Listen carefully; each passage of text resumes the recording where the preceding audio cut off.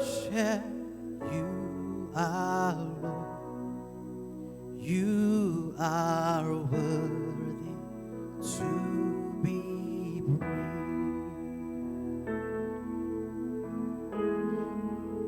You are Alpha and Omega.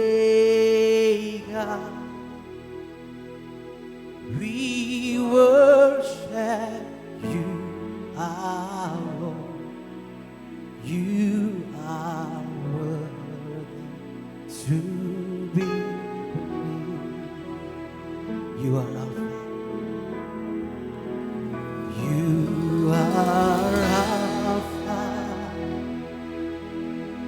and Omega. We worship you, our Lord. You are worthy to be praised. You are Alpha. You are Alpha and Omega.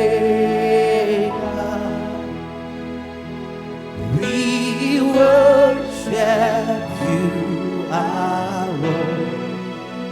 You are worthy to be praised. We give you all the glory. We worship you, our Lord. You are worthy to be praised. We give you all the glory. We give you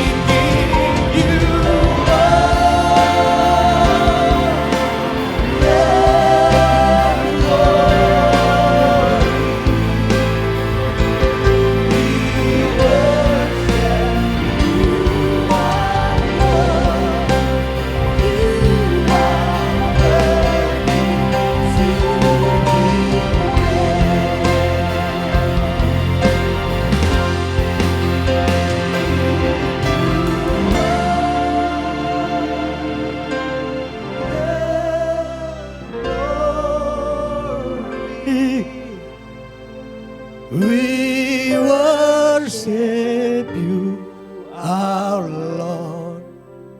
You are worthy to be praised. Sekali lagi katakan, we give you all the glory, Lord. We give you all the glory. We worship you, our Lord. You are worthy to be praised. Mari beberapa saat kita sembah Dia, saudara, sembah Dia.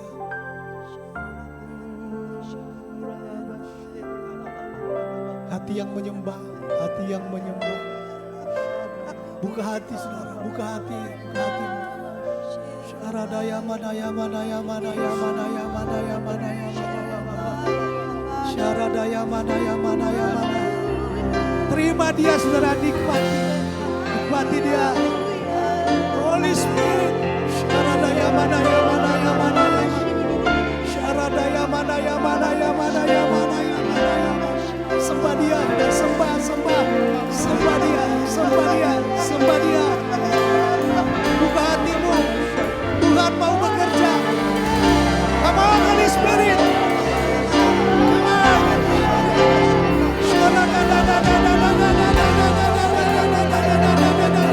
Lebih lagi, lebih lagi, lebih lagi. Masuk lebih dalam, lebih dalam.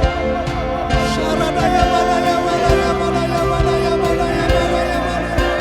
Syaradaya, lawat umatmu Tuhan, lawat umatmu, lawat umatmu, lawat Tuhan. Come on. Syaradaya manaya manaya.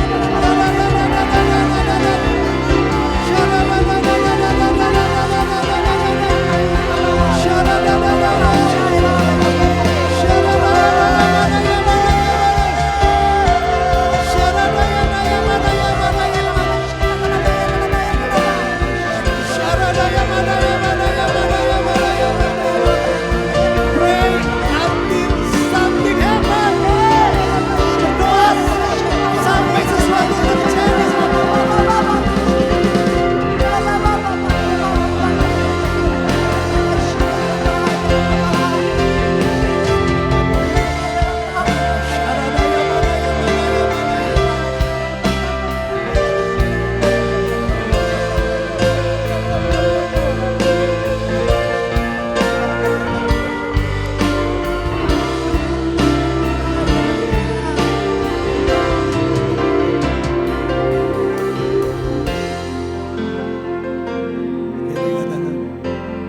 We give you all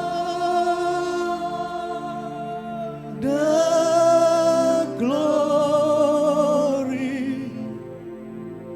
We worship you, our Lord. You are worthy to be praised. We give you all the glory, Lord. We give you all the glory. We worship you, our Lord. You are worthy to be praised. Terima kasih Tuhan. Terima kasih Tuhan. Kami tidak punya kuasa untuk menarik hadirat-Mu Tuhan. Tapi hanya dengan kemurahan Tuhan, kami boleh menikmati Engkau di tempat ini. Menikmati kasih Tuhan, mensyukuri segala sesuatu yang Engkau buat. Mensyukuri kenaikan Tuhan ke surga. Karena kami percaya kenaikan adalah suatu momentum terbaik Tuhan. Untuk kami lebih lagi di dalam Tuhan. Lebih lagi melihat kuasa mujizat Tuhan lewat kuasa Roh Kudus-Mu. Lebih lagi dipakai oleh Tuhan untuk menerangi kegelapan dunia ini Bapa. Pagi hari ini kami mau baca firman-Mu, berkati hamba-Mu Tuhan. Bagi hamba-Mu untuk menyampaikan isi hati-Mu. Berkati kami semua yang mendengar Tuhan. Dalam nama Tuhan Yesus kami kembalikan segala pujian, kehormatan, kemuliaan. Haleluya. Mari sama-sama katakan amin. Silakan duduk. Shalom semua. Puji Tuhan, saya percaya semua yang ada di tempat ini bersyukur kita boleh ada di hari kita memperingati kenaikan Tuhan Yesus ke surga. Kurang lebih 2000 tahun yang lalu. Saudara, saya percaya kalau kita ada hari ini, karena seperti murid Tuhan Yesus yang melihat dia naik, orang Galilea itu dipakai oleh Tuhan dengan sungguh dahsyat dan luar biasa. Saya percaya Tuhan pun punya rencana yang indah bagi gerejanya di masa ini. Jemaat Tuhan di Grow Center untuk dipakai oleh Tuhan menjadi hamba-hamba Tuhan yang luar biasa. Yang percaya katakan amin. Sharing firman Tuhan hari ini saya kasih tema Witness from Galilee. Sebetulnya saya jarang pakai tema bahasa Inggris, saudara-saudara.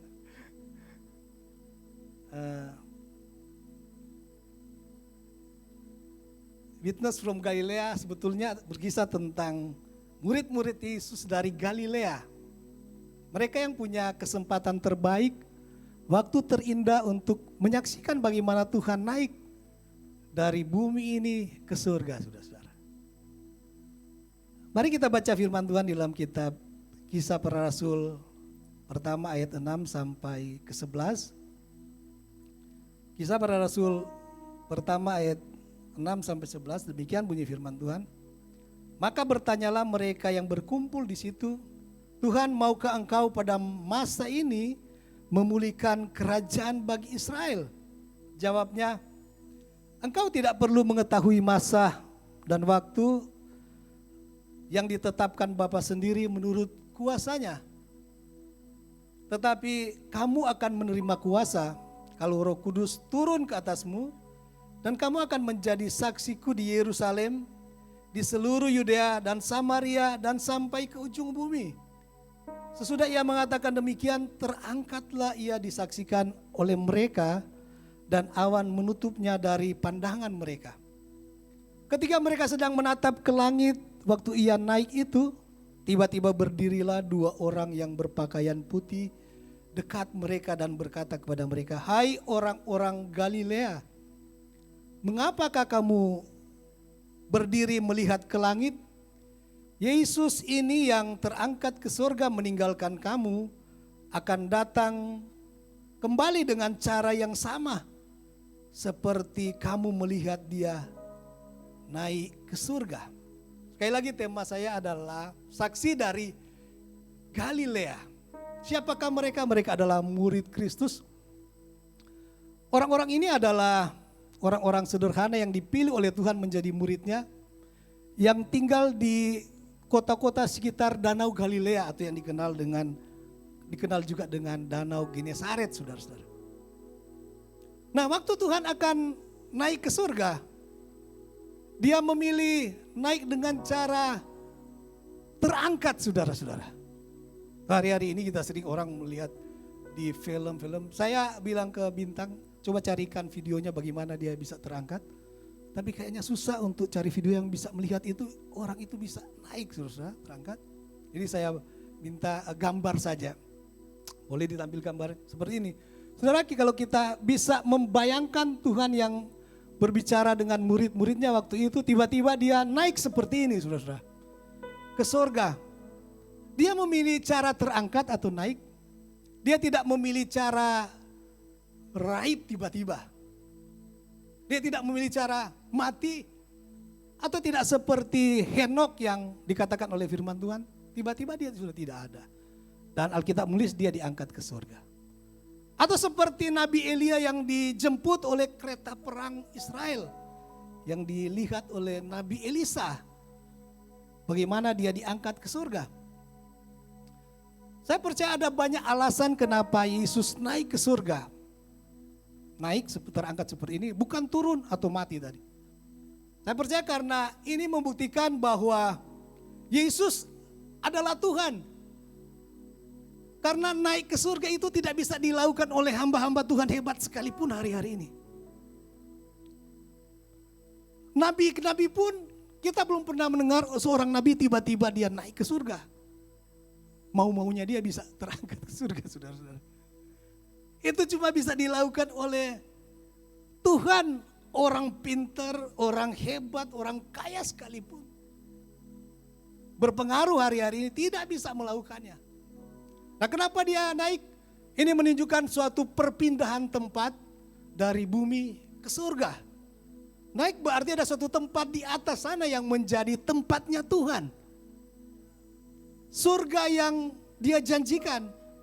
Dan surga itu ketika Yesus naik membuktikan itu nyata, saudara-saudara. Heaven is so real. Amin. Nah, dua hal penting yang sangat signifikan tadi diulang-ulangi oleh WL kita. Bagi kita manusia yang masih Tuhan Yesus kerjakan ketika dia naik ke surga. Pertama adalah menyediakan tempat bagi umatnya. Kita baca di dalam Yohanes 14 ayat 2 sampai 6. Di rumah Bapakku banyak tempat tinggal. Jika tidak demikian, tentu aku mengatakannya kepadamu sebab aku pergi ke situ untuk menyediakan tempat bagimu. Dan apabila aku telah pergi ke situ dan telah menyediakan tempat bagimu, aku akan datang kembali membawa kamu ke tempatku, supaya di tempat di mana aku berada, kamu pun berada. Dan kemana aku pergi, kamu tahu jalan ke situ. Kata Thomas kepadanya, Tuhan, kami tidak tahu kemana engkau pergi, jadi bagaimana kami tahu jalan ke situ? Ayat ke-6 berkata, kata Yesus kepadanya, akulah jalan dan kebenaran dan hidup. Tidak seorang pun yang dapat datang kepada Bapa kalau tidak melalui aku. Hal penting yang Tuhan masih kerjakan ketika tadi dia sudah naik. Alkitab menulis, Tuhan Yesus sendiri berkata bahwa dia menyediakan tempat bagi umatnya. Tuhan Yesus berkata, di rumah Bapakku banyak tempatnya, saudara.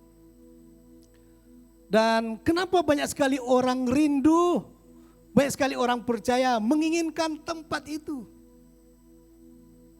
Karena sesuatu yang spesial, rumah yang spesial, Tuhan sediakan bagimu di surga, saudara-saudara.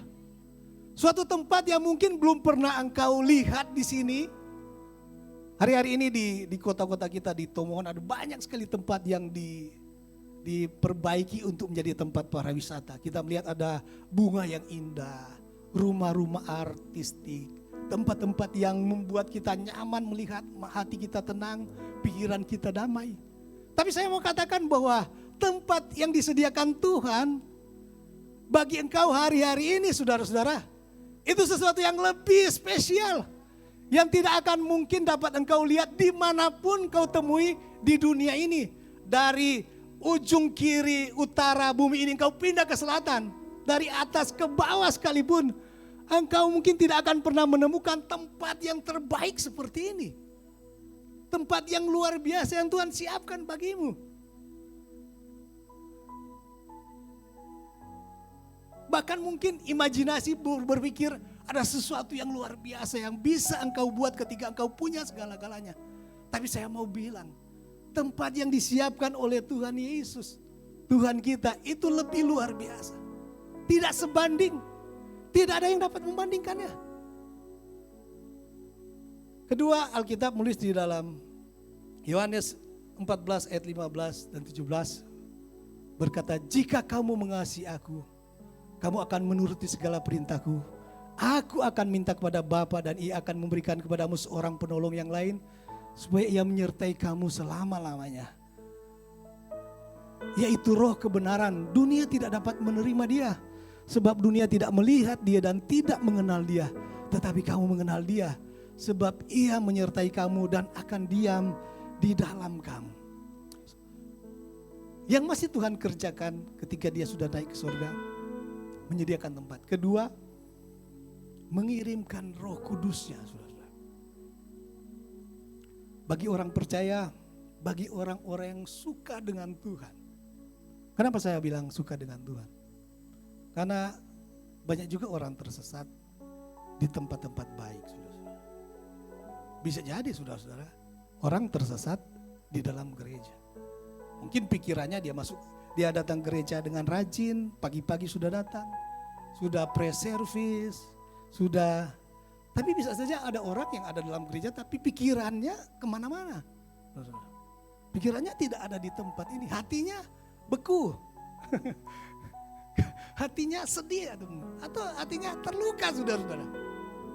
Jadi tidak menikmati apa yang ada di dalam, berkat apa yang sedang terjadi. Nah, hal kedua yang Tuhan kirimkan, yang dia lakukan, dia mengirimkan Roh Kudus ya. Roh Kudus saya percaya saya ulang lagi, bagi orang yang menyukai Tuhan, yang menyukai hadirat Tuhan, yang rindu dalam persekutuan yang indah, pasti akan berkata bahwa sahabat terbaik saya adalah pribadi Tuhan, adalah Roh Kudus. Saudara, engkau mungkin punya komitmen yang kuat dengan pasanganmu, tapi saya mau bilang, bisa jadi, atau saya boleh katakan, Roh Kudus masih akan jadi sahabat yang lebih baik lagi. Bukankah hari-hari ini banyak orang meninggalkan pasangannya? Mungkin engkau punya sahabat yang pernah menolong engkau ketika engkau jatuh, sakit, membantumu dalam kesulitan. Tapi saya mau bilang, Roh yang Tuhan kirimkan, yang Yesus utus itu dapat membantumu dalam segala hal. Bahkan melakukan apa yang tidak mampu engkau buat, yang tidak terbayangkan dalam pikiranmu, tidak terbayangkan dalam apa yang dapat kita kerjakan, saudara-saudara. Roh itu akan menemanimu. Dalam Alkitab berkata tadi, dia menemanimu selama-lamanya. Dia tidak meninggalkan engkau. Bahkan ketika engkau jatuh sekalipun, saya percaya dia masih menunggumu. Dia masih mengetuk pintu hatimu. Karena kalau engkau jatuh, dan siapa lagi yang bisa mengingatkan engkau? Seringkali ketika kita jatuh, teman-teman kita pun tidak ada yang berani mendekat. Mereka cuma berani kalau kita punya banyak berkat, kalau kita terkenal. Tetapi Roh itu yang akan terus mengingatkan engkau akan kesalahan itu, saudara-saudara. Roh itu akan membantu untuk mengerti ini suatu yang salah dan ini yang benar. Oleh sebab itu kita katakan Roh itu adalah sahabat terbaik kita, sahabat sejati kita. Itulah Roh Kudus yang diberikan oleh Tuhan kepada kita. Dan saya mau katakan bahwa hanya Tuhan Yesus yang punya kapasitas untuk menyediakan tempat yang namanya rumah di sorga, dan bisa mengutus Roh Tuhan di tempat ini, saudara-saudara. Tidak ada pribadi manapun yang pernah mengatakannya, yang bisa mengatakannya, menjanjikannya. Aku bisa menyediakan tempat di rumah di surga. Aku akan mengutus Roh penolong itu. Cuma Yesus yang bisa melakukannya. Kenapa cuma Yesus? Karena cuma dia yang punya kapasitas. Cuma dia yang mampu melakukannya. Cuma dia yang sanggup membuatnya. Allah lain pun tidak mampu. Bahkan tidak pernah berani berkata-kata. Saya membayangkan, saudara, sebelum dia naik, dia itu raja yang sudah disalibkan dan mengalami aniaya yang begitu luar biasa dan hebat itu, saudara-saudara. Masih mau bekerja untuk manusia, saudara-saudara. Masih mau bekerja hari-hari ini untuk engkau, untuk gerejanya. Bahkan saya percaya kita adalah pusat perhatian dan cinta Tuhan. Sampai hari ini pusat cintanya Tuhan masih tertuju kepada pribadimu yang mungkin engkau kadang-kadang juga sudah merasa saya terlalu banyak dosa, tidak cocok untuk Tuhan. Tapi saya mau bilang, Tuhan masih menjadikan engkau sebagai pusat perhatiannya dan cintanya, saudara-saudara. Dia masih terus bekerja untuk mendatangkan kebaikan bagimu. Dan itulah satu-satunya Tuhan yang raja, yang begitu mulia yang mampu melakukan hal ini.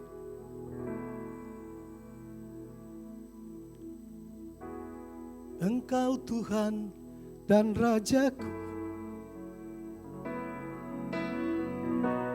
kekasih dalam hidupku. Engkau segalanya bagiku. Ku bersyukur kepadamu, Engkau Tuhan. Engkau Tuhan dan Rajaku, kekasih dalam hidupku. Engkau segalanya bagiku. Ku bersyukur kepadamu. Sekali lagi kita nyanyi.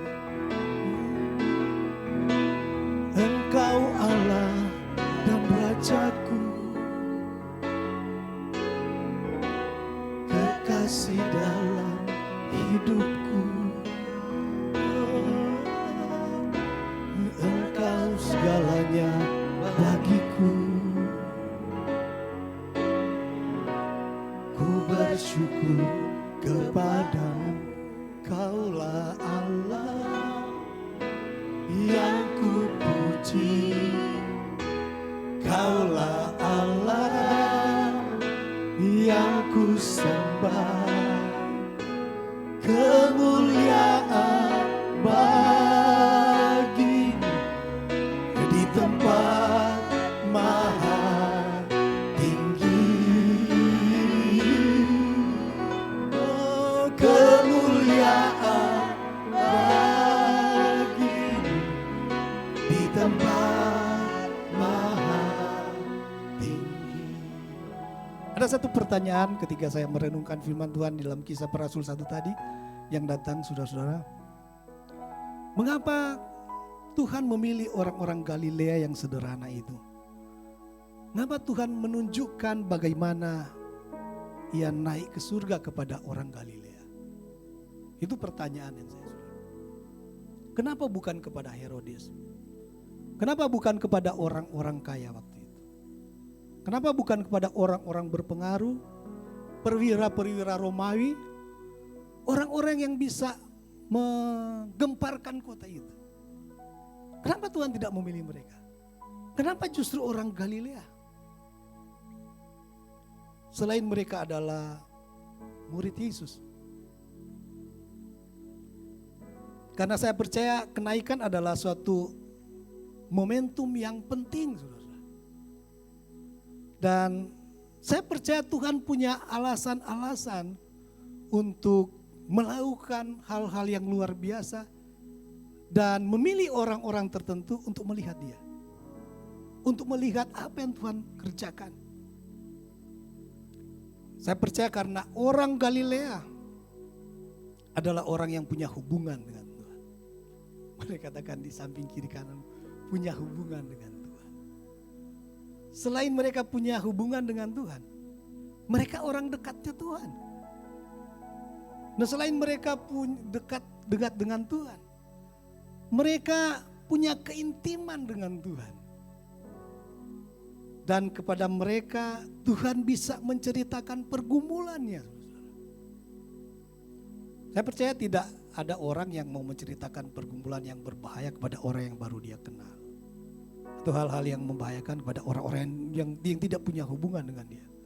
Melakukan hal-hal penting kepada orang yang dia tidak tahu, saudara-saudara. Yang baru ketemu. Adakah di antara kita yang sekalipun sudah lama menjomblo tiba-tiba berjumpa dengan laki-laki, terus kita langsung bilang ayo kita menikah? Tidak ada, saudara-saudara. Sebelum ada hubungan. Harus ada hubungan.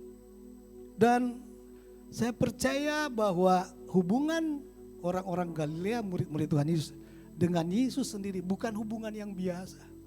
Bukan sekedar setiap hari say hello atau tahu saja namanya.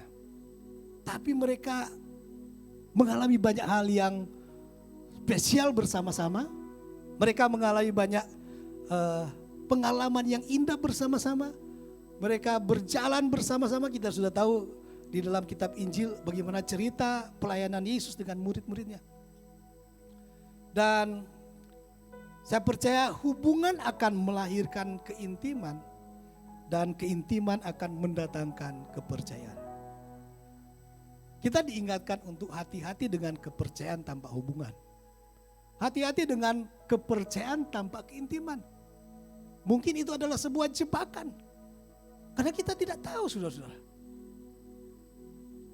Nah, keintiman di sini bukan kebetulan gereja kita di bulan-bulan ini berbicara tentang keintiman. Keintiman memainkan peran yang penting bagi Tuhan untuk memilih murid-muridnya untuk menyaksikan peristiwa-peristiwa penting. Pertanyaannya, berapa banyak peristiwa yang kita lihat di dalam Tuhan?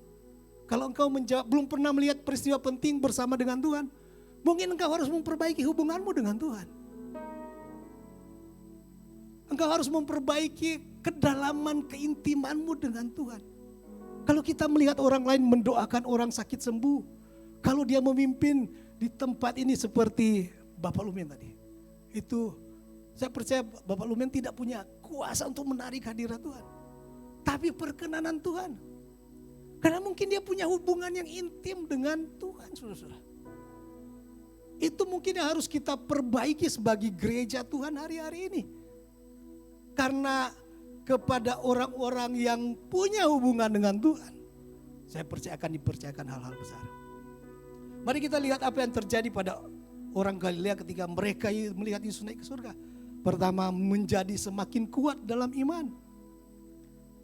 Kekuatan iman orang-orang Galilea ini dapat terlihat dari cara hidup dan pelayanan mereka setelah Yesus naik.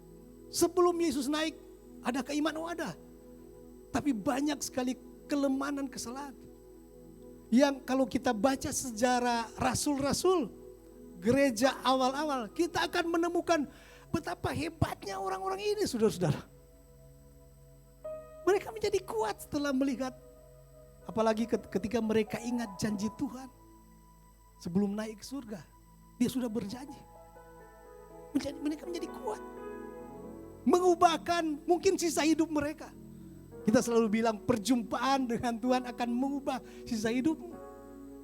Demikian ketika mereka menyaksikan Tuhan naik, mungkin itu waktunya mereka berubah lebih dahsyat lagi, lebih kuat lagi dalam iman. Contohnya banyak. Petrus, lihat sendiri, baca sendiri kisahnya, saudara-saudara. Dia disalibkan dengan kepala di bawah. Kemudian hal kedua yang terjadi pada orang Galilea ini adalah mempersiapkan diri lebih sungguh-sungguh. Mereka tekun menanti janji Tuhan untuk menerima pencurahan Roh Kudus-Nya. Ketekunan, saudara, gampang diucapkan, tetapi belum tentu mudah dilakukan. Apalagi menanti janji Tuhan. Seperti Abraham menanti janji Tuhan 90 tahun baru dapat anak, saudara-saudara. Itu saya percaya bukan hal yang mudah. Amin. Berapa banyak yang sudah menanti janji Tuhan, menantikan anak, menantikan rumah, menantikan doa-doanya dijawab oleh Tuhan. Kadang-kadang kita sudah lupa janji Tuhan itu. Kalau kita akan diberi pasangan terbaik, jadi kita cepat-cepat, saudara-saudara. Atau rumah terbaik, atau berkat terbaik. Kenapa? Karena seringkali kita tidak tekun lagi. Karena kita tidak mempersiapkan diri lebih sungguh-sungguh lagi menanti janji Tuhan. Jadi menanti janji Tuhan itu butuh persiapan yang lebih sungguh-sungguh. Amin. Tidak seenaknya kita ketika kita berpikir bahwa kita ingin lebih maju, kita ingin lebih diberkati, kita ingin lebih luar biasa. Tapi seringkali jalan kita berbeda dengan jalan Tuhan. Tapi saya percaya jalan Tuhan adalah jalan terbaik. Yang dibutuhkan di sini adalah mempersiapkan diri sungguh-sungguh. Dan hal ketiga yang terjadi dalam kehidupan orang Galilea adalah mereka melayani dengan berani dan militan. Terlihat dari rekam jejak rasul-rasul Tuhan. Sekalipun mereka mengalami aniaya, Yakobus berkata, anggaplah sebagai suatu kebahagiaan ketika engkau jatuh dalam pencobaan. Cuma orang-orang yang militan, yang berani, seperti orang-orang ini, yang telah dan akan terus menikmati apa yang Tuhan kerjakan dalam hidupnya. Saudara, pelayanan mereka adalah contoh bagi gereja Tuhan sampai hari-hari ini. Kalau kita melihat orang Galilea, murid-murid Tuhan di zaman pelayanan mereka, gereja Tuhan masih belajar bagaimana mereka berkomunitas. Bagaimana mereka bertumbuh di dalam iman dan dipakai oleh Tuhan untuk menambah-nambahkan jiwa. Bagaimana orang-orang ini menjadi contoh bagi gereja sampai hari ini. Dan ketika mereka bekerja bersama dengan Roh Kudus, mereka adalah orang-orang biasa yang menjelma menjadi orang-orang luar biasa, saudara-saudara. Saya percaya demikianlah cara mereka memaknai kenaikan Tuhan ke surga lewat apa yang mereka saksikan sendiri. Saudara, perpisahan seharusnya adalah momen yang menjadikan bagi murid-murid Tuhan. Perpisahan adalah saat-saat yang menjadikan. Apalagi kalau kita punya pengalaman yang sangat indah dan lama. Amin, saudara-saudara. Kalau kita punya pengalaman dengan seseorang, dengan istri kita, orang sering berkata, istri itu memang dijadikan oleh Tuhan jadi penolong. Karena istri harusnya lebih kuat dari yang ditolong. Seringkali dalam apa yang terjadi di dunia ini, ketika suami lebih dulu meninggal, saudara-saudara, istri masih kuat. Tapi kalau coba istri, suami itu seringkali tidak kuat. Nah, kenapa? Karena ada penolong. Karena dia diciptakan oleh Tuhan untuk jadi penolong. Dan ketika terjadi perpisahan itu, perpisahan seharusnya menjadi suatu saat yang menjadikan. Tetapi bagi Tuhan Yesus dan bagi murid-murid, terutama murid Tuhan Yesus, bagi orang Galilea, mereka tidak larut dalam kesedihan karena perpisahan. Tapi karena Yesus yang naik ke surga memastikan umatnya memiliki dua hal. Banyak hal yang Tuhan kerjakan. Tapi saya percaya apa yang Tuhan sediakan itu rumah di surga dan memberikan Roh Kudusnya kepada murid-muridnya adalah dua hal penting yang membuat orang untuk terus bersemangat melayani. Ini adalah suatu landasan. Ini adalah bisa kita katakan modal bagi murid-murid ini. Bagi gereja hari-hari ini. Memiliki suatu landasan untuk terus berjuang, terus melayani Tuhan. Kenapa? Karena Tuhan menyediakan tempat terbaik. Kenapa? Karena Tuhan mengirimkan Roh Kudusnya ada di dalam engkau. Nah, bagi orang-orang yang memaknai kenaikan Tuhan, saya percaya akan menjadi orang-orang yang signifikan sebagai murid Kristus dan tidak ada alasan untuk tidak berdampak. Saya akan akhiri dengan pelayanan beberapa hari-hari ini, pelayanan Grow Center yang mengusung tema pelayanan sahabat generasi. Saudara, saya mau cerita, ini adalah pelayanan kita yang ketiga terakhir kalau tidak salah. Ini pelayanan di SMP Negeri 1 di Membe. Kurang lebih 300 sampai 400 anak yang hadir. Dan tolong putarkan videonya. Dan video ini kita boleh melihat bagaimana anak-anak ini dilawat Tuhan. Mereka sendiri tidak ada yang datang untuk berdoa secara khusus atau menumpangkan Tuhan. Tapi mereka sendiri yang dijamah oleh Tuhan. Cukup sudah-sudah. Saya mau katakan seperti ini. Roh Kudus itu telah dicurahkan oleh Tuhan 2000 tahun yang lalu. Saya melihat pengalaman tadi waktu kita baru mau mulai ibadah. Belum ada worship, pujian. Tapi Roh Kudus sudah turun, saudara. Dan bukan hanya menjamah anak-anak. Tapi semua kita pembicara, saya lihat semua pelayan-pelayan yang datang, kurang lebih 20 orang, semuanya sudah dilawat Tuhan. Sudah nangis, saudara-saudara. Sebelum anak-anak nangis, pelayan sudah dilawat Tuhan. Melawat guru-guru, bahkan waktu kebetulan saya beri kesempatan kepada kepala dinasnya untuk bicara. Dia belum langsung bicara, langsung nangis. Karena Roh Kudus sudah bekerja. Bahkan sebelum kita memulai ibadah. Roh Kudus sudah bekerja sebelum PPW dimulai. Sebelum ada doa. Dan saya percaya Roh Kudus sedang bekerja. Dia sudah dicurahkan, saudara. Dia mengeluarkan apa yang disimpan oleh anak-anak di hati mereka. Pengalaman-pengalaman kami, tiga pelayanan terakhir ini. Dan sekitar hampir 1.400 saya hitung anak-anak. Itu dari yang disembunyi, ditahan, sakit hati, dosa, apa semua. Saudara, itu Roh Kudus mulai bekerja untuk mengeluarkan itu. Itu bukan kemampuan kita pembicara atau pendoa. Saya percaya apa yang bisa kita buat tidak sebanding dengan apa yang dapat Roh Kudus kerjakan. Apa yang Roh Kudus ungkapkan. Kita tidak bisa melihat apa isi hatinya. Tapi Tuhan bisa melakukannya. Roh Kudus bisa melakukannya, saudara-saudara. Itulah roh yang dijanjikan kepada murid-murid Yesus. Orang Galilea. Orang yang biasa-biasa.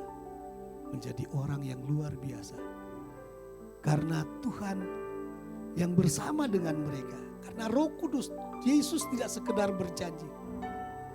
Yesus tidak sekedar berjanji. Tapi apa yang dia ucapkan. Dia menyediakan tempat terbaik. Dia juga mengirimkan rohnya.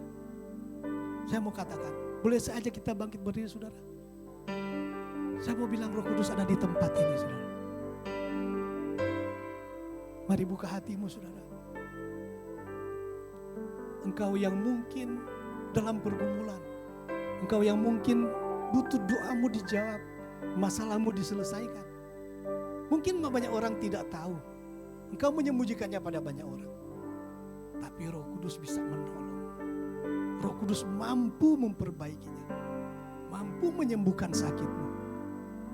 Mari berapa saat kita sembah dia, saudara. How I need your presence, Lord. How I need your presence, Spirit of God, draw me closer to you, Lord. Spirit of life, flowing into my heart. How I need your presence, Lord. How I need your presence, Lord. Spirit of God, draw me closer to you, Lord. Spirit of life, flowing into my heart.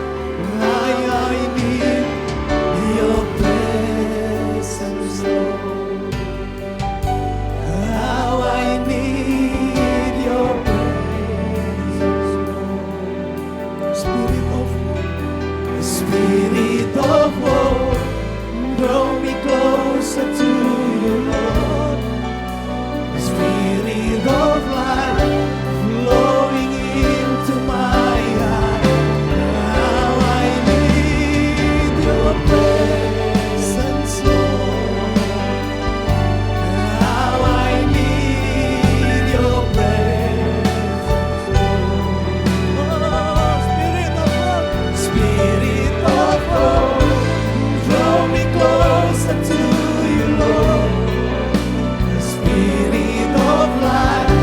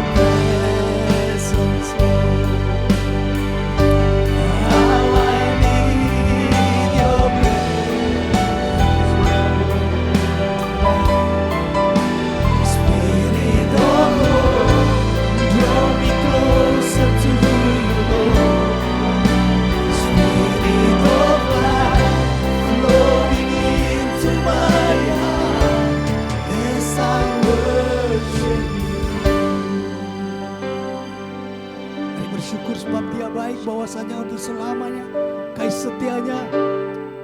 Mari bersyukur sebab Roh-Nya telah dicurahkan bagimu. Buka hatimu saudara, buka hatimu. Buka hatimu. Syaradaya manaya manaya manaya manaya manaya. Dia pribadi yang kita butuhkan hari-hari ini. Dia pribadi yang kita butuhkan hari-hari ini. Oh Yesus, Yesus, Yesus. Syaradaya manaya manaya manaya manaya manaya. Syaradaya manaya manaya manaya manaya manaya. Syaradaya manaya. Haleluya. Haleluya. Haleluya. Haleluya.